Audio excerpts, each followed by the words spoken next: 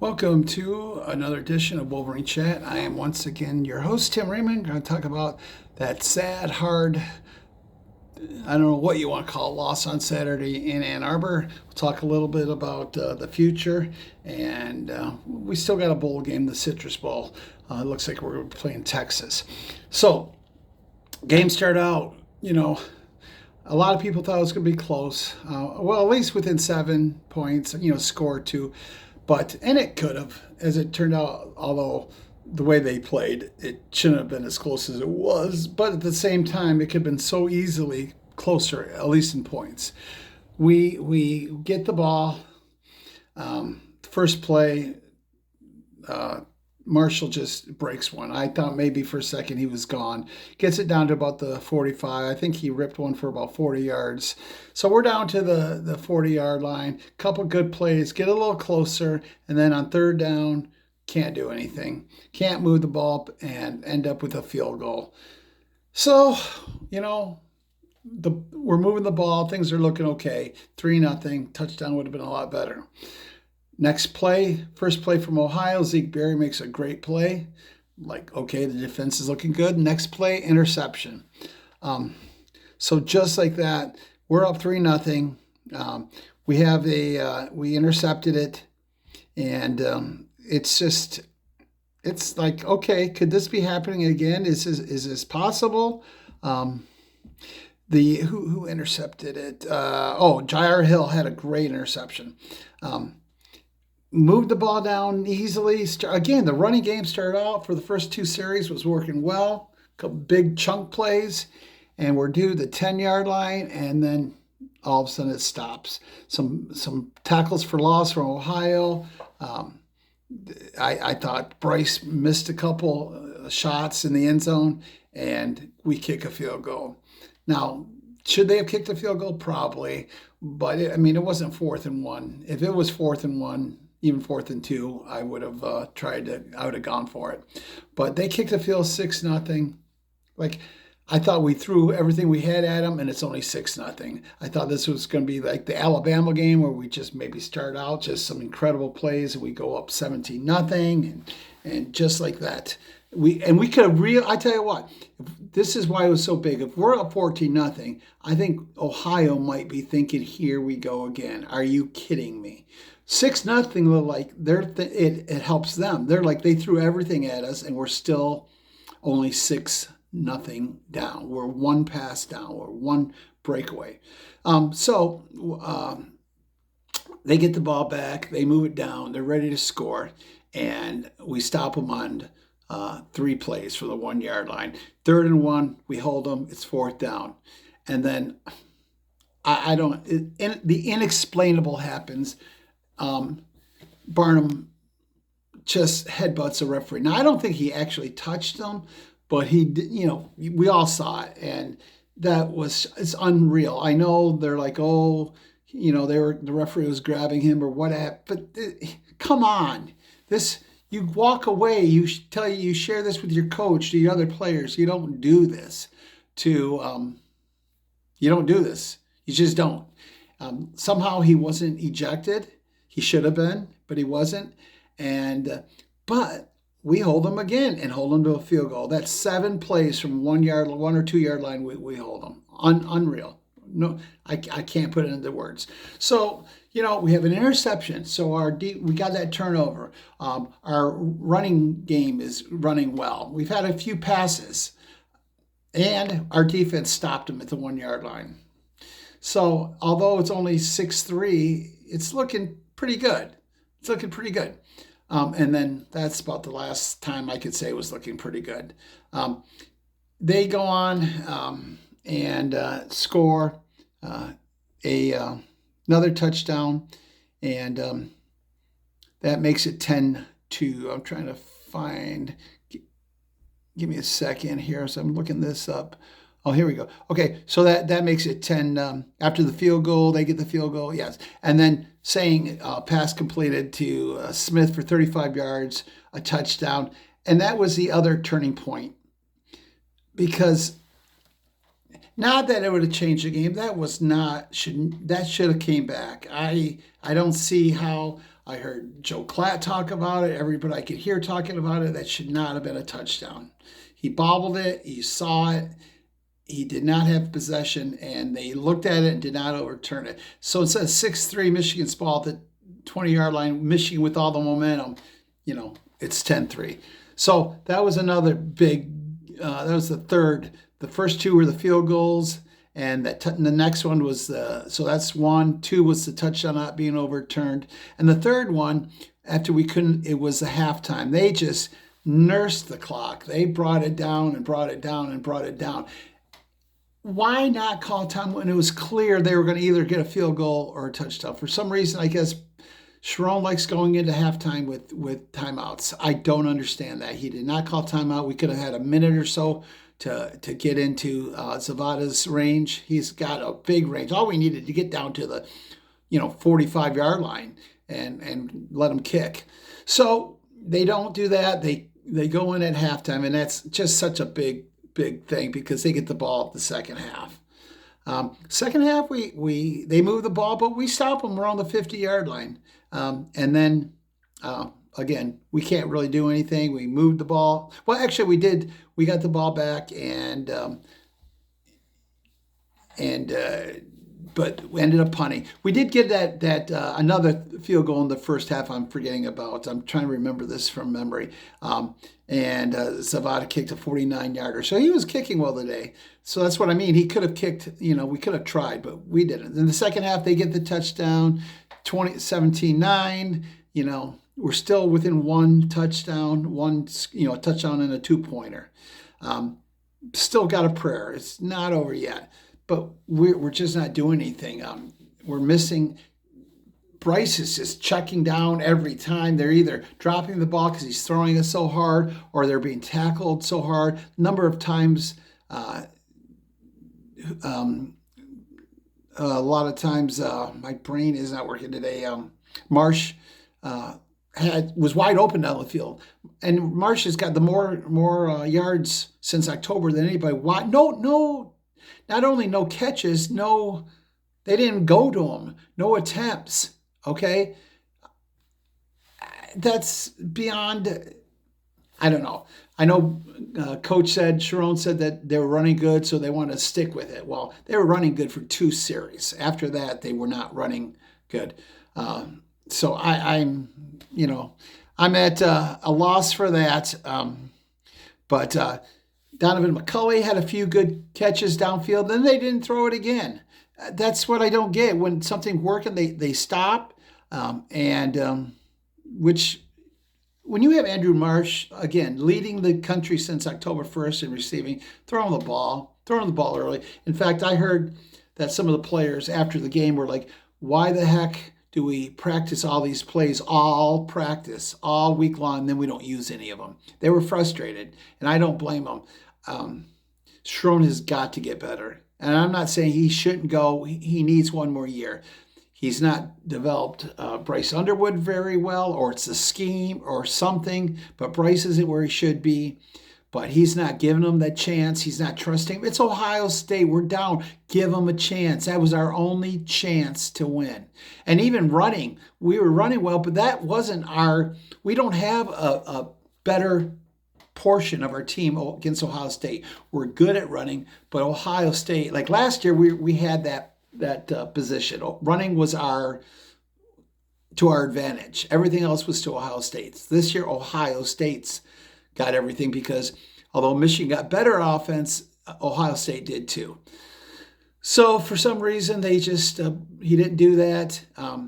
Now we're in the second half, back to the second half, and it's just not looking good. Ohio State is leading 17-9. And then where are we at? I'm going to look at this. Then the touchdown to Tate for 50 yards. That was a game breaker. That ended the game right there. We stopped them coming out at a half, but we couldn't move. And then the second series, 50 yards down the middle, wide open, a Hail Mary, but there was nobody to jump up. It wasn't a 50-50 ball. The guy was wide open. And Carnell Tate goes into the end zone, 24-9, and, That's like what Elvis has left the building. The game is over. You could tell the way Michigan was playing. Now, technically, if we had been moving the ball and just not scoring, maybe we had a chance. But we weren't moving the ball. We moved it a little bit in the first two series, and that was it. 24-9. Michigan does nothing the whole second half. In fact, they in the second half they had negative yards rushing. And if you take away those first couple series, I think Michigan ended up with about 50 yards or something like that. It was hard. I don't even say our defense blew this game. What blew this game was two things: the lack of a pass rush on defense, put those guys on an island, made it tough, and the second thing was just the lack of play calling. It was just terrible play calling. The offensive line. Name it, but it was offense. The only people you can't blame is Jordan Marshall, and when he went hurt out, even if maybe he came back, which he did, it was over. Yeah, if we didn't have our first top two guys, I mean, I have PSD from injuries from both the Lions and Michigan. It's hard to fathom how not just guys, decent guys that make a difference, our best guys, our superstars. I mean, with the Lions, I mean, you have Joseph out in the as a DB and a safety. And with Michigan, you have our two best running backs. The Lions have St. Brown out. It's just hard to believe between the Lions and Michigan. I have had it up to here with injuries. I don't know why it's happening. I can't put it. So this is just, it's got to stop. It's tough. But we do nothing the rest of the game. They get a field goal. Again, a drive that I don't know if it lasted 11 minutes, but it went down. They were running. We weren't calling timeout, which, at that point we really didn't make a difference. It wasn't going to make a difference, but we could not stop them on that last series. It was amazing how they just kept falling forward. We weren't hitting. It didn't look like we were trying. They ended up with a field goal, made it 27-9, and that was it. Listen, I'm not going to read all the stats, but they had 1,490 yards, 1,419, 419. We had 163. They had 233 passing yards. We had 63.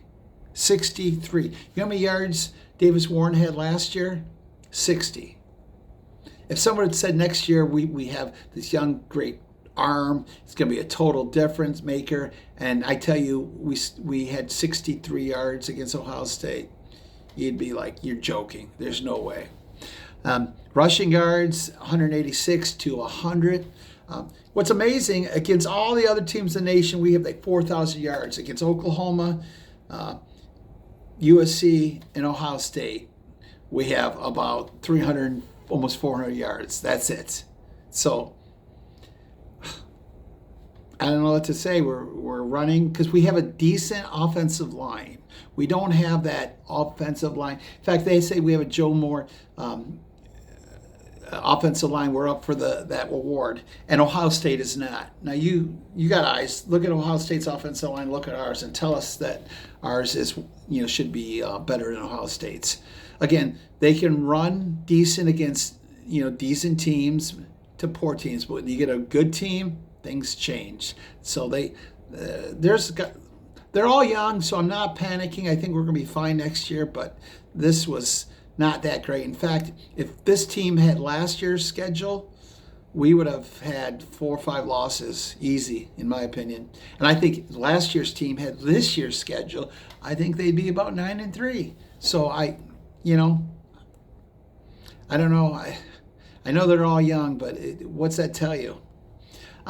Yards per play, 5.7 to 3.9. Now, the reason we even had 100 yards and 3.9 was those early runs from Marshall and Bryson. Now, this is interesting. Listen to this. First of all, we had penalties. We only had 3 yards, so kudos to that. They had 72. But the interceptions, we had one, they had one. Our interception was a 4th down at the end of the game, meant nothing. Theirs was huge, but it didn't turn out to be huge. I want to look at the time of possession. For every 2 minutes they had the ball, we had it for 1 minute. 40 minutes to 20 minutes. Yeah, that's not a voice-o. 40 minutes they had to 20 minutes. If that doesn't tell you the game, I mean, I don't know what else does. Um, so that's, I think the score could have easily been closer because if we scored one or two touchdowns on those like we should have, and that touchdown's taken back, they might still win. They probably will, but the score's closer and it looks better.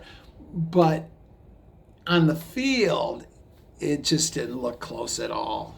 I mean, especially that second half. After the first quarter, it was nothing. It was nothing. We got that field goal, and after that third field goal, we did nothing. So a couple pass interferences, but what happened this year? The biggest disappointment is the fact that Bryce did not develop. I don't believe. Let me put it this way. I don't believe Chip Lindsey called this game. This was not a Chip Lindsey type offense. This had Sharon's hands all over it. He did not trust Bryce, and if you don't trust Bryce, how's he ever going to get better? Bryce has got to get better, and Sharon has got to get better. We've got to let this kid play, or he's going to transfer. If we don't make the playoffs next year, we're in trouble. We got a tougher schedule, quite a bit tougher than this year. Doable, but definitely tougher. And we'll see what happens next year. We got to get another receiver. We got to build those offensive line. We got to get another pass receiver. We can do that. I mean, with who we've got coming back as players and what we can get in the portal, it's okay. We can get there, but we have to do something. Sharon has got to the biggest disappointment is where Bryce went. Every time we start seeing him go up, he started going down, or he leveled off. He played well against he played very well against Northwestern besides the turnovers. He moved the ball. Washington, I still think, was his best game. He played well against Central, but it's Central. He played well against Maryland. So he had his games, but against USC, against Ohio State, and against Oklahoma, he did nothing. So we'll see what happens with that.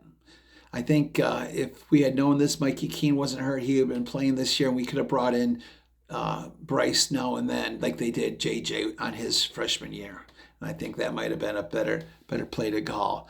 So, I think we'll see what happens next year. We got 15 practices, which is important. And I hate when people say a meaningless game. In no way is this meaningless. First of all, as a fan, I want to win 10 games. I want to watch Michigan play in a bowl game, a good bowl game.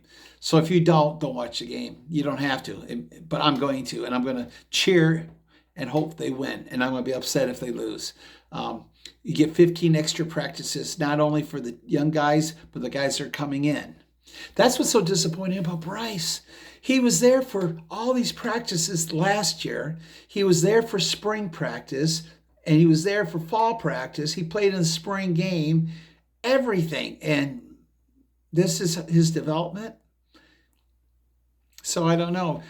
But I don't know what this play calling in this game. I can't put it into words. You had no other option. And I know he could say, well, the weather got bad in the second half. We had no choice. You should have thrown in the first half when the weather was better. They were throwing it. Why weren't we? And in the second half, they threw it a little bit, had a couple long touchdowns, but then they ran it. So we'll see what happens. I'll probably have a preview before the bowl game. I'm going to have a season ending podcast probably in about 2 weeks. Then we'll talk about the bowl game just before it, and then probably end up the season with a wrap up, and then we'll have a final season. So we probably have about 4 more podcasts to go. So guys, thanks so much. I ask you, if you listen this far, to please comment, like, subscribe, help me out with this channel. I've been trying to build it. I just love talking about Michigan football. Like I said, being a walk-on, it means life to me. I just love it, and I'll continue to do it. go blue. Do something nice for somebody. Like I always tell you, go out and help somebody during Christmas season. Be a light in the way the darkness is. Be a light and let people see your light shine. God bless you guys. Take care. Go blue, and we'll talk to you later.